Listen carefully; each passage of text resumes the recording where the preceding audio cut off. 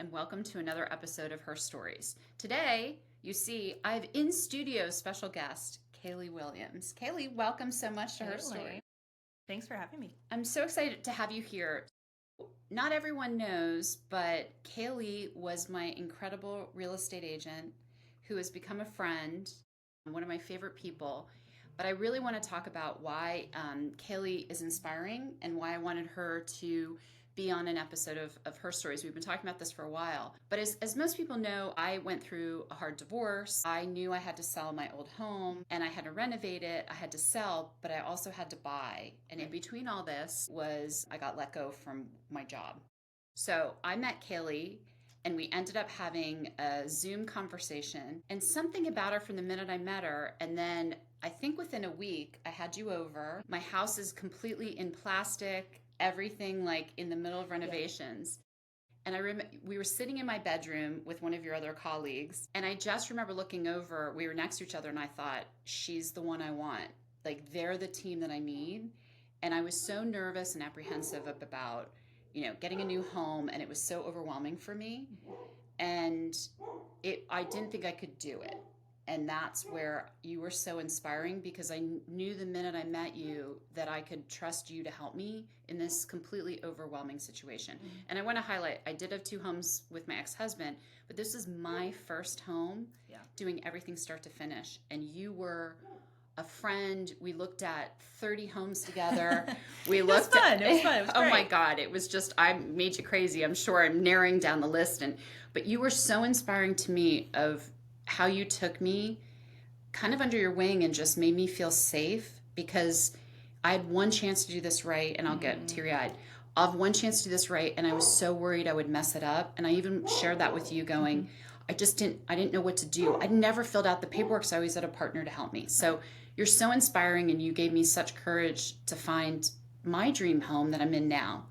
So that was a rambling, but that's why Kalie's sitting next to me right now to say, you're inspiring, and I'm so happy you're here to talk. And I'm sure I'm going to get weepy throughout this, but so thank you for being here. So. Oh, thank you. Can you do all of my intro?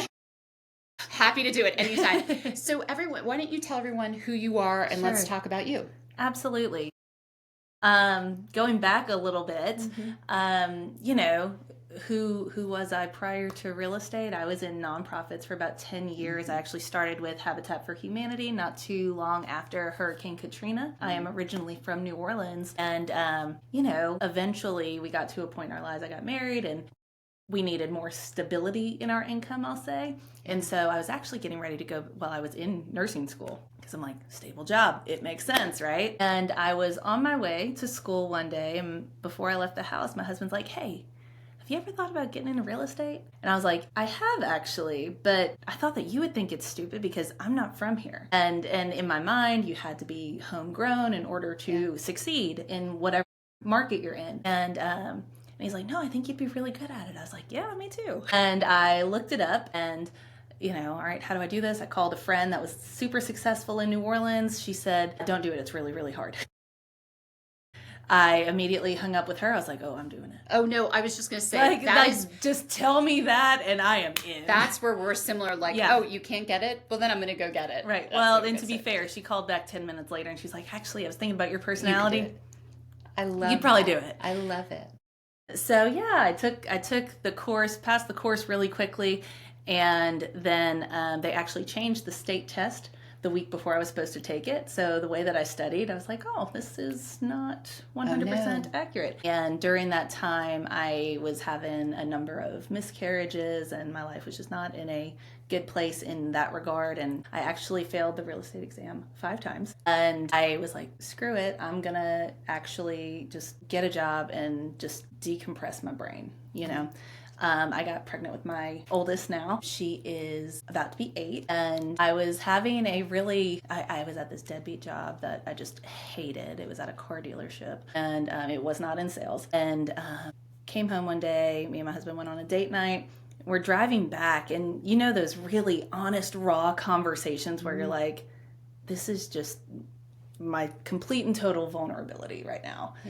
And we had one of those, and we're in the car, and we pull up to our driveway, and I just said, God, I'm so scared. I'm so scared of everything. I I fear success, I have a fear of failure, and I am literally paralyzed. And I was in my second trimester at that time, again, deadbeat job. And the second that I just like called out that fear, this might sound weird, but go with it, you know? It was literally like in my mind's eye, those Gothic churches. Anyway, it was like I had like a gargoyle perched on my shoulders, and it was behind my head. And I just pulled the thing, and I go, whew, and I was nose to nose with this thing, and I go, I own you.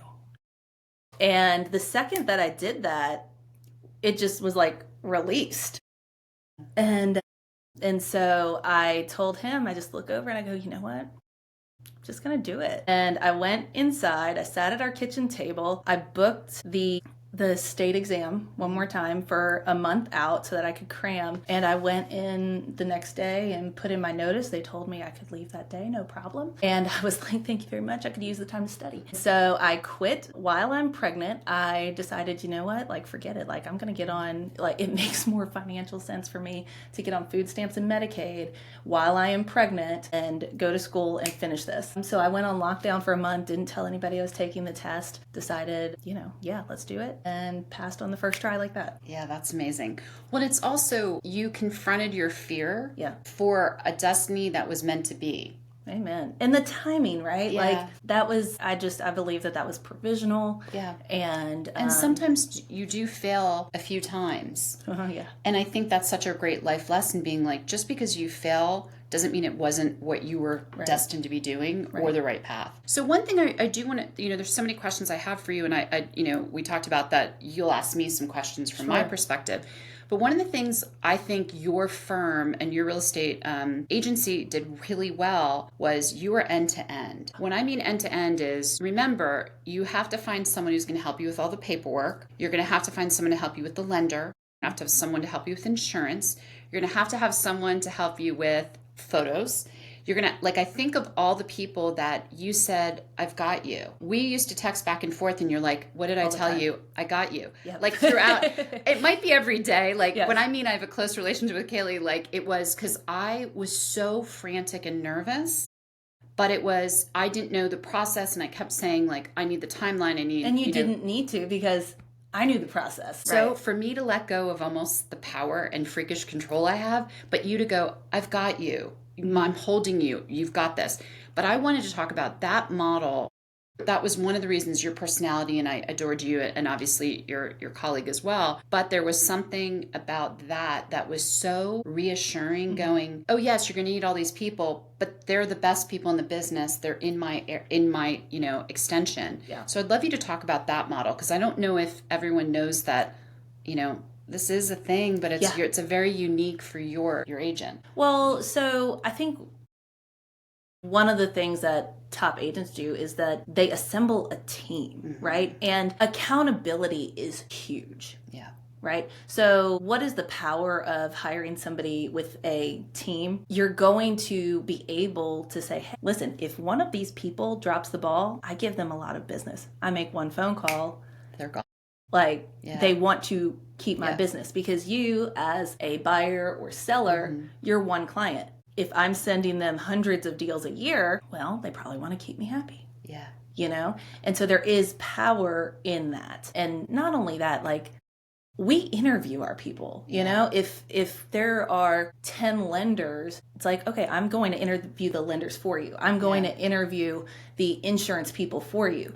Who are the top closing attorneys? All of these different things that, hey, you're not going to want to interview everybody. Yeah. How do you know if you have the best of the best? Yeah. Well, if you get one of the best that has the connections to all the others, you're winning. Well, and it was a great process because, so one of the first calls I made was well before, maybe 2 months prior to me even putting the house on the market, the lender. So the minute I talked to the lender, I forgot the insurance piece.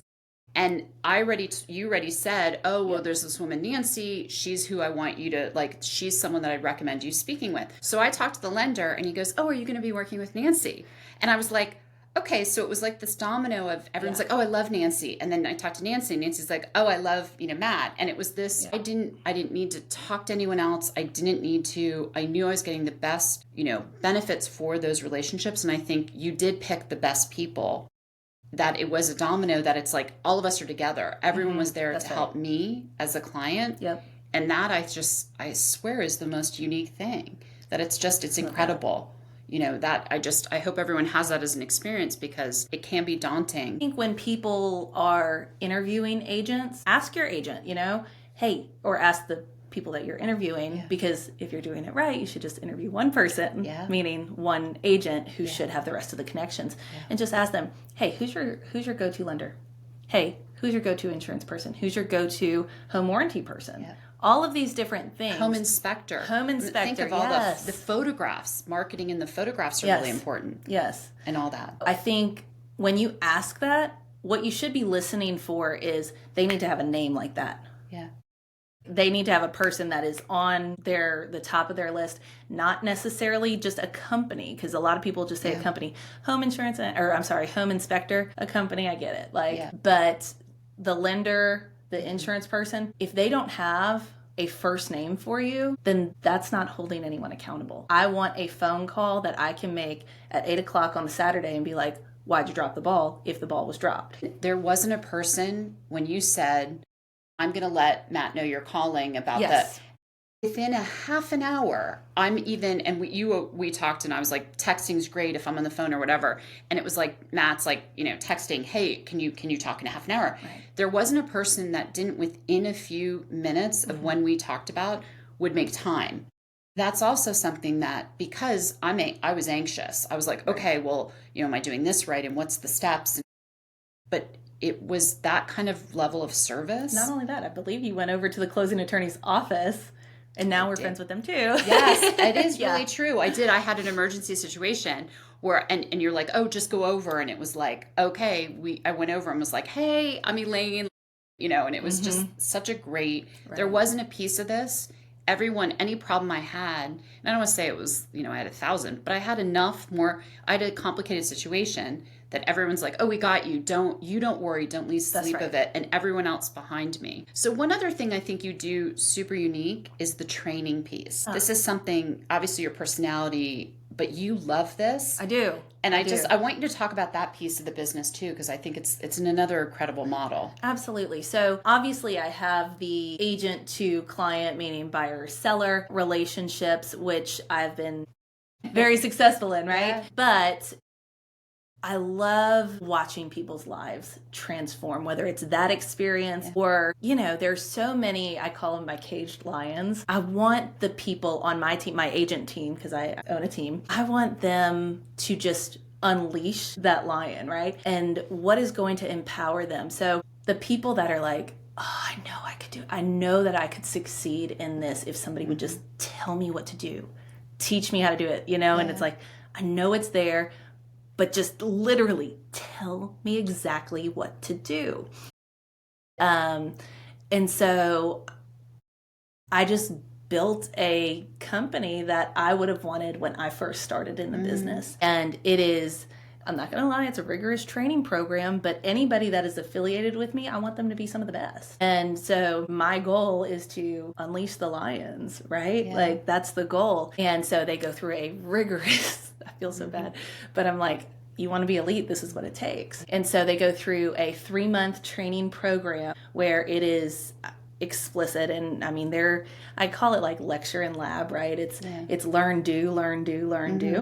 And so obviously they also start integrating the team like you were talking about. But what does it take to be a high level, super successful agent? And so many of that, a lot of that is personal skills. And then on top of that, like, how do you write smart contracts and how, negotiations and techniques, and just there's so much that goes into a transaction. So much that goes into a transaction. Right. So much, as I've learned from you. Well, and you know what? I think I would like to ask you a question, because I think a perception a lot of people have is that, oh, well, I found the house on my own, so the real estate agent really didn't do anything. So from a client perspective, please tell me how you now that you've gone through all of this, would respond if somebody's like, well, what do I need a real estate agent for? I hear that, and I heard that before, and I heard that before even looking for this current house. And it's wild to me because people think, oh, it's a cost savings. And I'm like, no, I exponentially got my house for the highest possible market because of what you did. That you ended up having,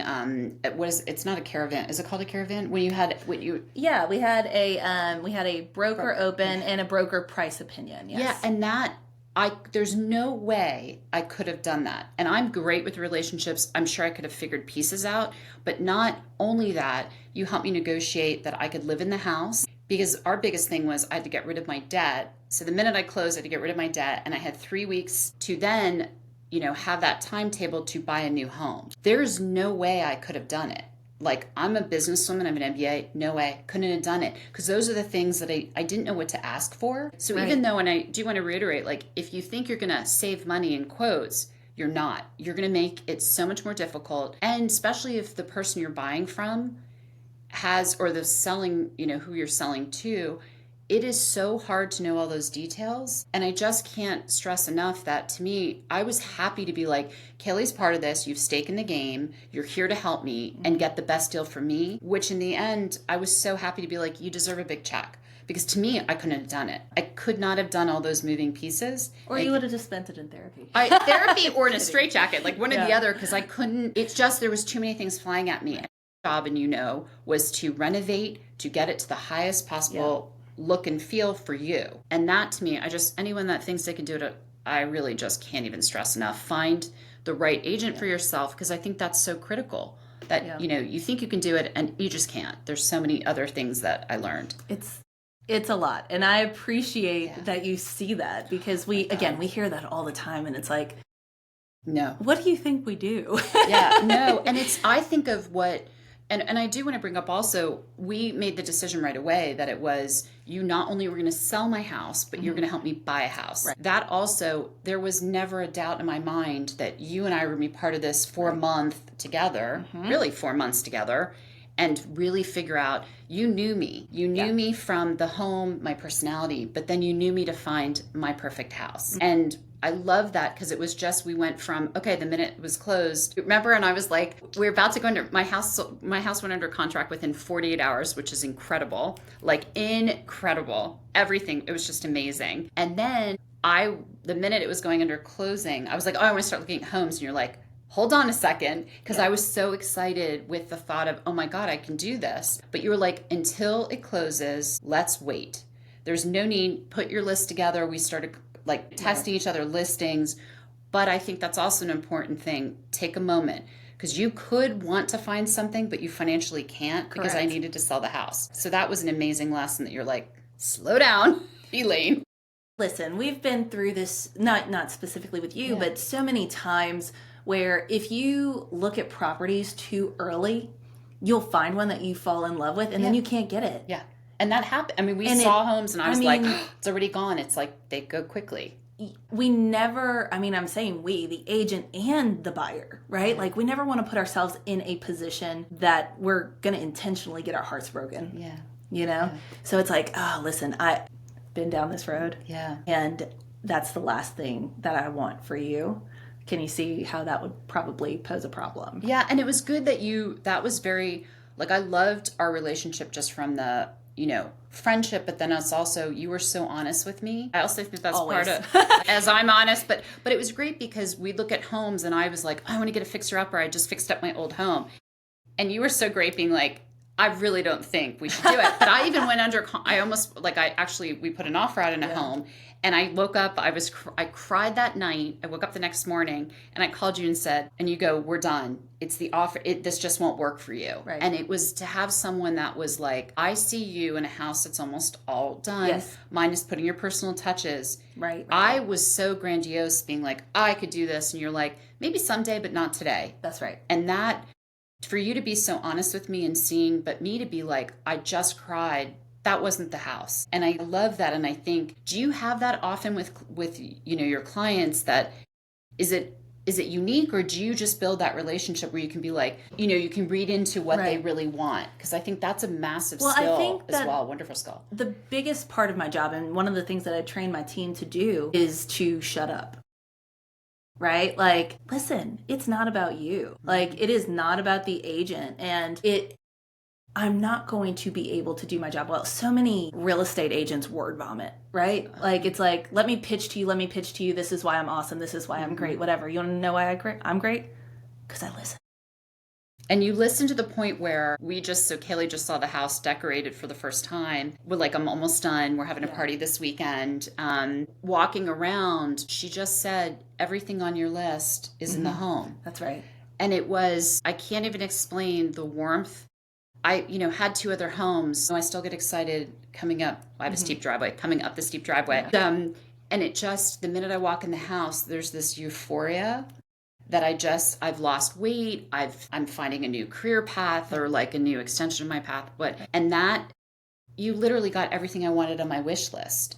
And that to me is this partnership of, if you don't find a real estate agent that does that for you, that goes everything you wanted. And there's a few homes that I dragged you to and was like, I love the house. And then it was like, didn't have a basement. And you're like, I don't know. And you were my almost mirror reflection, being like, I don't see your joy. I don't see your, and we went through there's so many funny stories with some of the stuff we went into. Yeah. But, because some homes you're like, why is it this price? And I think you did a great job. I also would love you to talk about, knowing what someone financially can do, but then also being realistic in the market. We started looking at homes that were more reasonable, and we were like, nope, nothing clicked. And I was willing to kind of stretch my budget, being like, I'd rather find something that's really the right one. And I'd love you to talk about, how do you help set expectations with clients? Because this market's high interest rates. It's, it's an interesting market. So how do you do that? Just a blanket statement. The rates are normalizing. Yeah. And they are slightly below industry average from when we started tracking, right? Because I'm sure a lot of people, depending on the age demographic, remember,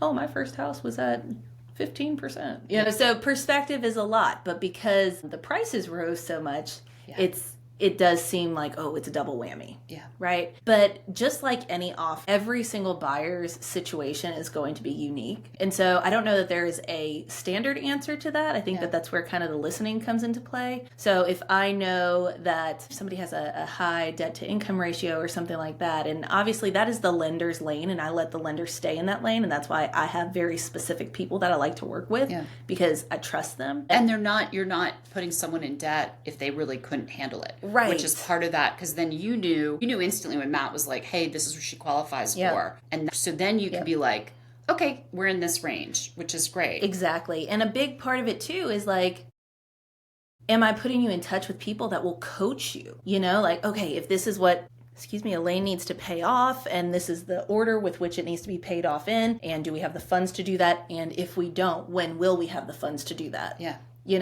So all of these different things, we got to take it all into consideration when we're putting the plan in place. And that's what, I've mentioned to you a number of times as we're going through the process. Like, what's different about you guys, as you've asked, is we customize the plan to you. It's not like, hey, here's the plan, Elaine, follow it. That's not how it goes. And again, the word vomiting real estate agents, they will tell you, here's what you need to do, and here's what I'm going to do, etc. This is a partnership, and I have to customize your plan, because that's the only way that we're going to get to the finish line and you're still happy with me. Well, and you also knew all the pieces. Yes. Because that, to me, I thought, okay, my interpretation, I'd have to have a bridge loan. Or I didn't know. But then you being part of, the finance piece of it, being like, oh, wait a second. If you have 3 weeks to get your debt down, we actually can buy a house, and this is what... Because I was like, bridge loans, I'm not an expert, but it's like, oh, it's higher interest, whatever you're doing, or higher. And that to me made me nervous, but we didn't have to go, because you were knowledgeable enough to understand, hey, this is the way we can navigate it. And I think that's really important that, because you're not just looking at homes, you're looking at all of this around. Yes. and all those pieces. And to be clear, a bridge loan would have been an option. 100%. I believe we positioned your home in a way that would cause it to sell and cause it to be competitive even in a market that was not competitive. Mm-hmm. And really not competitive, right?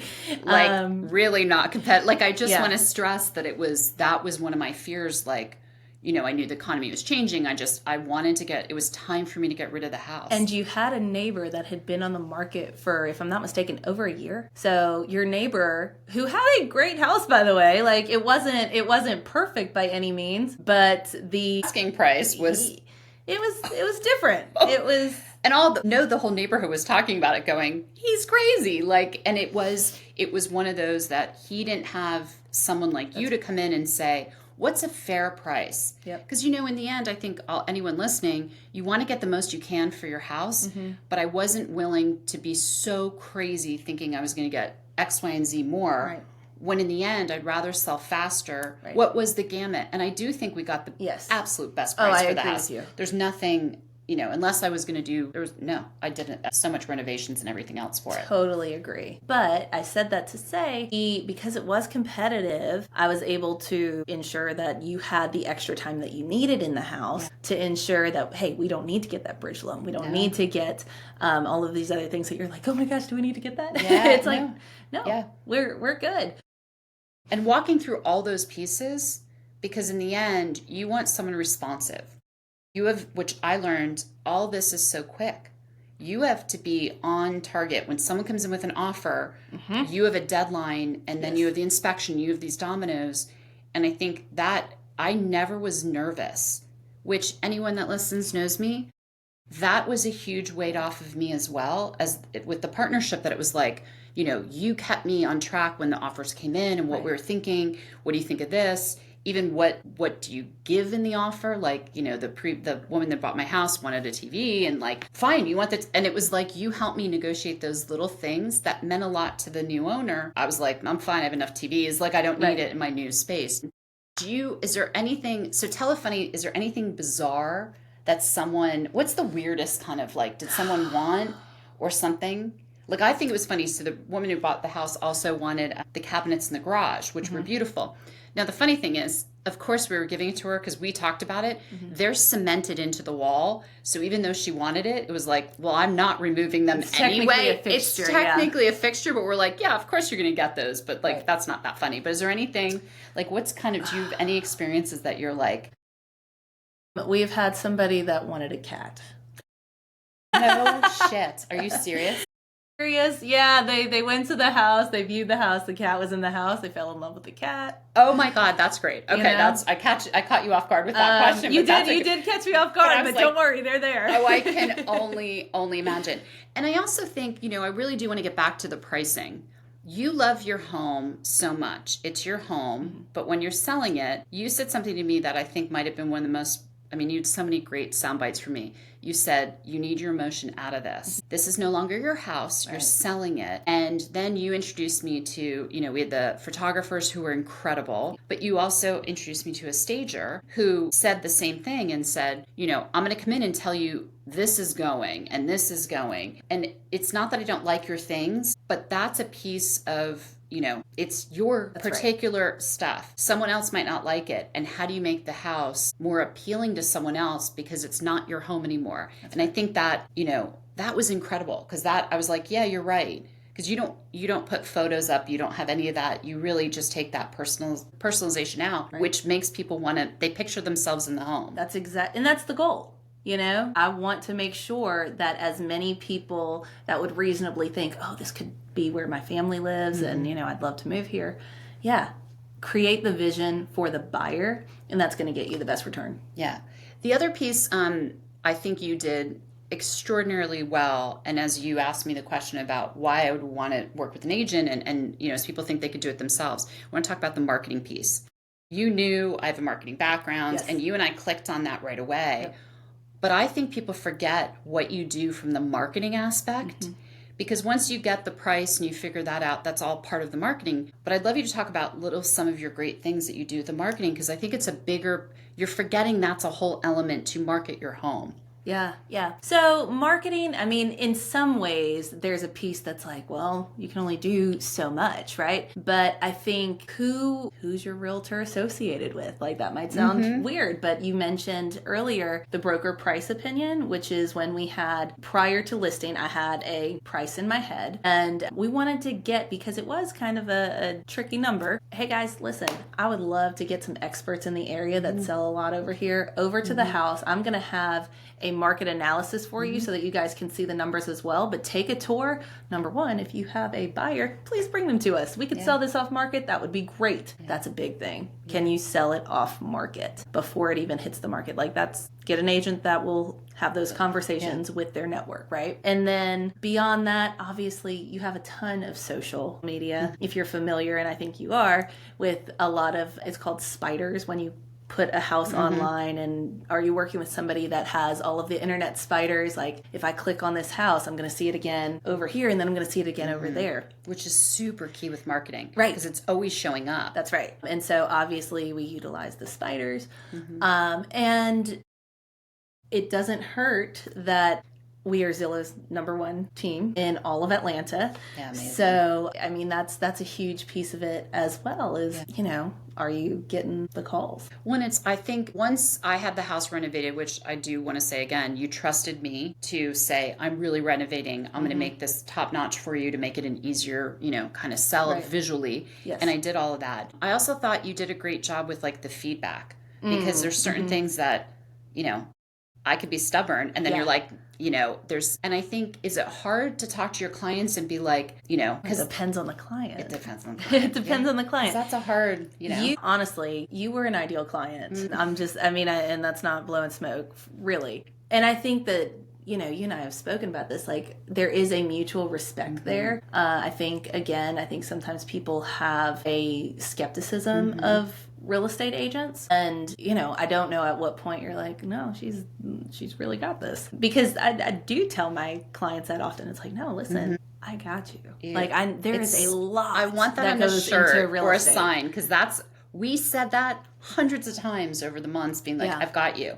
Because when I was like going, can I do this? Can I pull it off? There's a few glitches, and it's like, you're like, I got you, we've got this. I do also want to talk about the season, because you've taught me a lot about, I was very nervous. Yeah.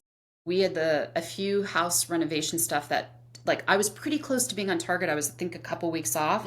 We talked about doing Memorial Weekend, and then you were like, wait, we should do it after, you know, you had great counsel. Is there, you know, I know you help your clients with when's the best time to look, because my fear was I'm going to miss a window. But then I learned from you that there's always a window. Yes. People are always moving. So I'd love you to talk a little bit about kind of that seasonal. My impression was, oh, heaven, you have to get it, you know, May to July. And it was like, well, that happened to be our sweet spot, but it didn't necessarily have to be. That's right. Listen, there are always going to be buyers, and there are always going to be sellers. And are there better times than others? Yeah, there are. But you can always, so there are three things, as part of my presentation, right? Yeah. But it's the truth. There are three things that it takes to get home sold, and there's only three. And if anybody tries to blow this up, like, it's just them honing in on one specific piece of each of these. But it's the price, the condition, and the marketing, right? The price, it's controlled by the market. The condition, controlled by you, and the marketing, which is controlled by the agent.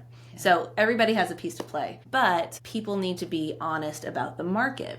So if you and I have a consultation today, your price might look a little bit different than it will 3 months from now. Because why? Because the market's changing. And so that is the piece that can kind of trip people up a little bit, because we can have a tentative price today and it's based on today's market. But prices go up within your neighborhood, within your area, that's going to change things for you 3 months down the road. You know, so it's kind of fluid, but you do need to be able to read and be open enough to reading the market as you go on. But as far as moving, listen, they're like, we call them the D's, right? And so there's always people, you hate to say, death, divorce, diapers, diamonds, meaning weddings. And to be honest with you, we see a lot of drama. I say really, drama. That's a great, like, you want to get out of that specific neighborhood, or, you know, Those are great. Your condo fees, they're going up and we don't want to live here anymore, whatever the case is. So there are always reasons that people want to move, whether it's buying or selling, right? Like life happens. Yeah. And we are there to meet people where they are when those things happen. And I think one of the things that realtors don't realize when they get into the business is, listen, people don't move because it's fun. Truly. People don't move because it's fun. And it's expensive, and you're putting a lot into it, and it's emotional. And it's, what is it? One of the hardest things that you go through in life. Yes.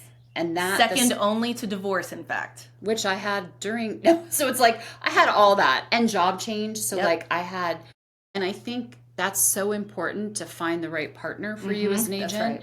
Because to me, I said truly, for how wound up I am and how type A, I wasn't stressed. It was a wonderful experience, start to end.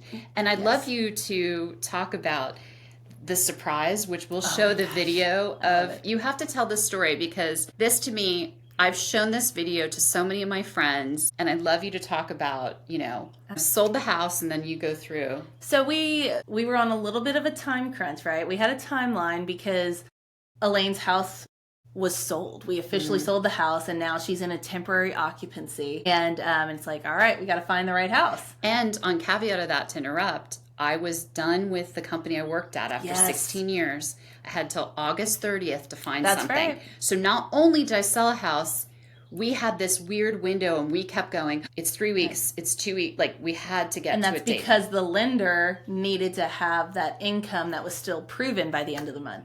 So timelines for different reasons. She got to pay off a lot of different things, and that made her rates go down a little bit. Oh, they did, yeah. And so there was a lot of moving part parts. of the, I do want to say, the credit report scores also. You want to get to a certain number. Any good lender will tell you, like, here's your range. Yes. That's super important to know. Paying off your debt makes you more viable. My went up to like 300 points or something, that it was like. Correct. And that's what you need to know, that window. Exactly. So. Specifically on that, I will say, speak to a local being operative loan officer. And if you guys need anybody, she'll be. I got you. See what I did there? Kalie will be on the resource page, so you'll be able to contact her as well.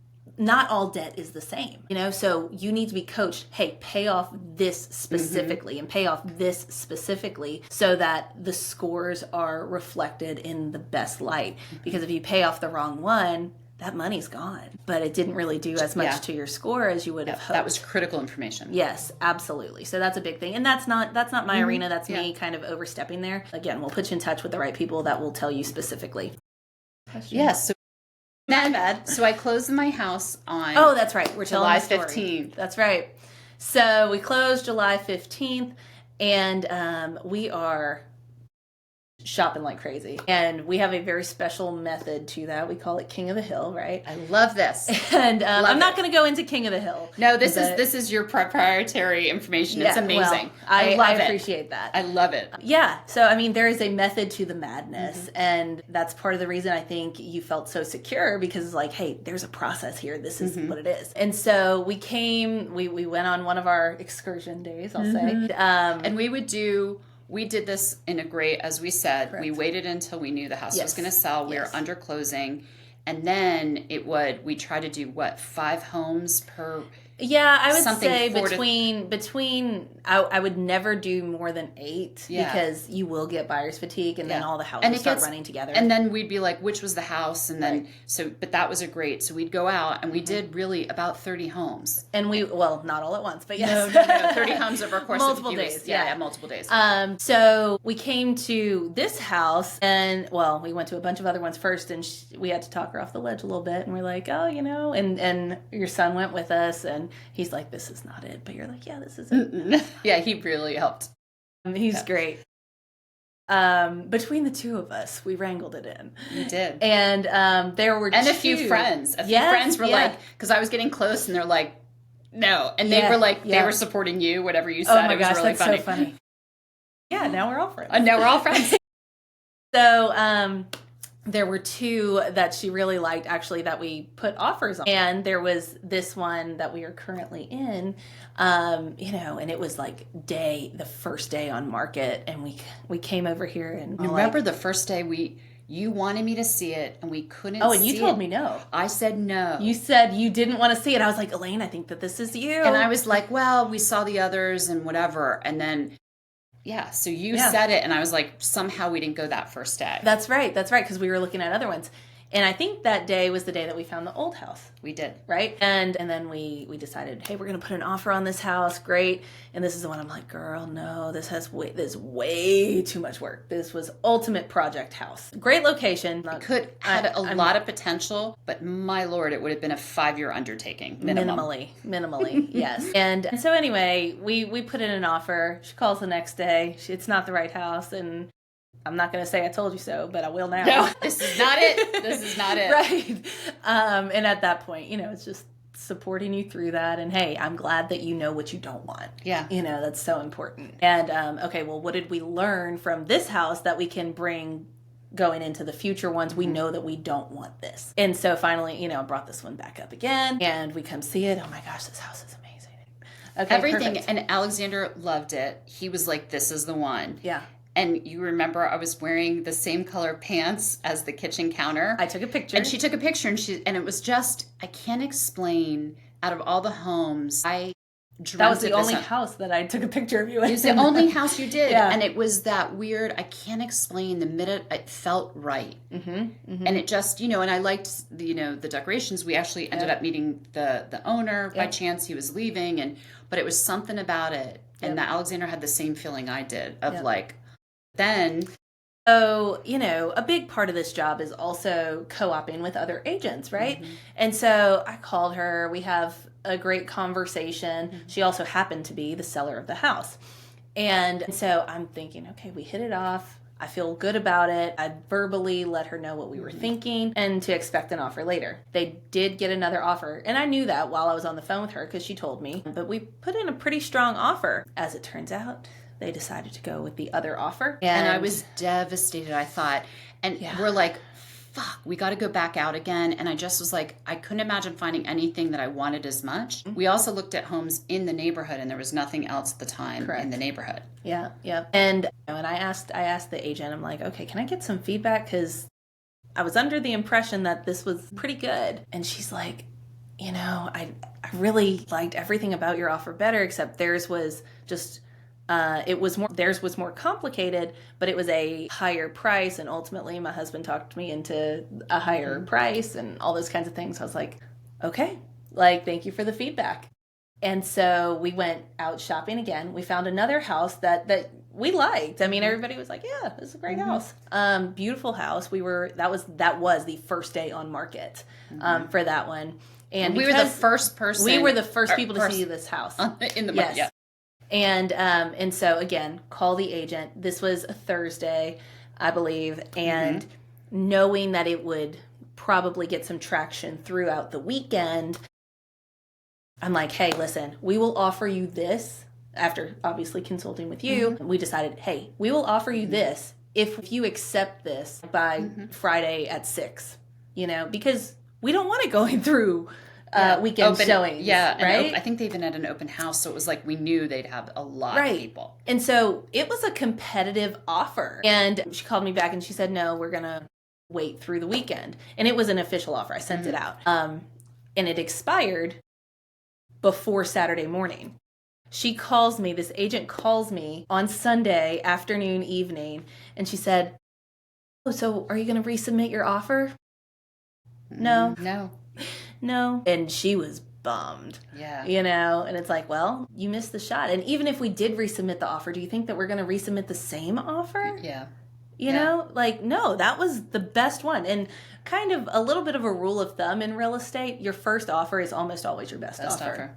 Yeah, that's wild. We made that mistake years ago. So then you ended up keeping in touch. I did. I did. So, and this is another great piece of advice because you said, let's do a backup offer, right? Correct. Is that what it's called? Yeah. And just for anyone that doesn't understand, that's something I learned from Kalie that was, hey, if it goes under contract, but you're the backup offer, it goes to you, which we knew that this was the house I wanted and knew, but I was like, oh, it's a long shot, truly. So throughout the course of this weekend, because again, these timelines are butted up, right? They're like parallel. Yeah. So we put in that offer the same time that this other house went under contract, and so we're here, and I'm like, hey Elaine, do we want to put in a backup offer? And she's like, well, yeah, tell me about that. And so what that means is once you have an official, it has to be signed backup offer. It is saying, hey, this offer that we wrote, that is going to be the primary offer, meaning it is going to be the official offer should the deal that they currently have fall through.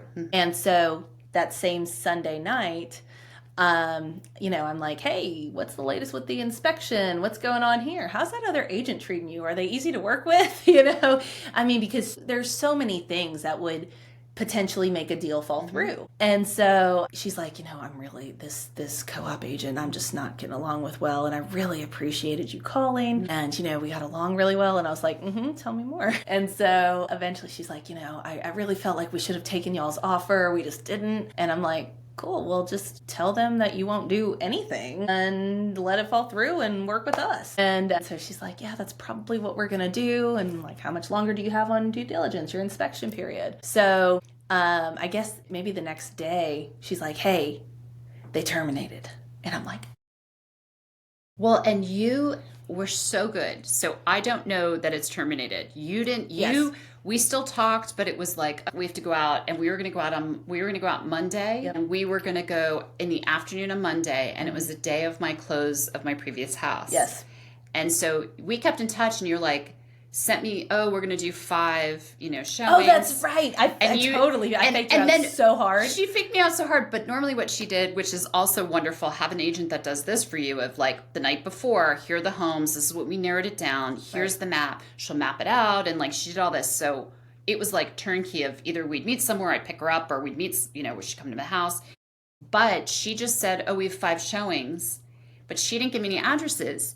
I didn't even think about it. But then that night, I couldn't sleep, went online and saw that the house was pending. I was so upset because I'm like, oh shit, it's done. That was my last chance. So then, that's exactly what it is. That's exactly what it is. So we were going out the next day, but prior to going out, it's like, hey, let's go to lunch. Me, Elaine, and one of my colleagues, we all go to this nice restaurant, and I have a little gift for her for closing. And your colleague was like, how about we have a cocktail? Yeah. And so we were like, I have my Cosmopolitan. I was so excited. And like, because I'm selling this house, and just was so relieved. Yeah. So I hand her the little gift bag, and it had a journal in it, right? Like for you to write your new chapter and what have you. And it also had a card. I was like, okay, make sure you read the card. And the card said, something about for you to enjoy writing in your address. I'm not gonna say your address publicly, but for you to enjoy in 123 Main Street. Yeah. And you literally go, what? I don't understand. And your colleague was taking, I thought it was a photo of me, like, whatever, celebrating. And then I realized later he was videotaping my reaction. And I kept saying over and over again, like, what? I don't understand. Like, what happened? And I think I literally just looked at you and I said, you got the house. Yeah, you said, like, you got it. And I think you said next, like, I'll have to look in the video, but you said, like, I told you I had your back. Yeah. Or something, and it was like either in the card, and I just was so emotional because I forgot at that moment that if the offer didn't go through, I already signed everything. I didn't need to sign anything because we knew I was the backup offer. So when you saw it pending, when I saw it pending was mine, and that was like, and then I was like, oh my god, I was worried all night, and I even said on camera, I was like, I saw it pending, and they're both kind of looking at me, and I didn't quite, but it was one of those. And then it's wild because then I got the keys to my house on my birthday. Yep. So it was like this but it was one of those moments that I have shared that video. Like, that's the trust. I think it almost exemplifies what we have as a relationship of sitting there being like, oh my God, I got the house that I know is where I'm meant to be. And that's, God, I wish everyone that has a real estate agent feels that type of like complete support and, knowing that I've had a hard run and that knowing you really did have my back. So that's, I know I can talk to you forever. Is there anything else you want to add that I didn't ask that you think would be helpful for people looking? Or if, I know that's kind of an open-ended question or. Well, I think it's important for people to understand, like, you can interview agents, and ask good questions, ask the right questions, ask about their team, ask, what are you going to bring to the table, and see how well, we've talked about this a lot, right? See how well they listen to you, right? And I don't mean like you need to run the ship, but are they asking you good questions that are going to help them curate your experience, right? Like, you should not be doing their job. They should let you know what they are doing. However, are they going to tailor the experience to your current needs? I think that is the biggest thing. And so, crazy enough, listen to if they listen. No, it's true. And I think the relationship piece, I think it's partially chemistry. And I interviewed, four other people. And while I liked them all, but it wasn't the minute I met you, I was like, she's the one I trust. And I think it is such a trust partnership.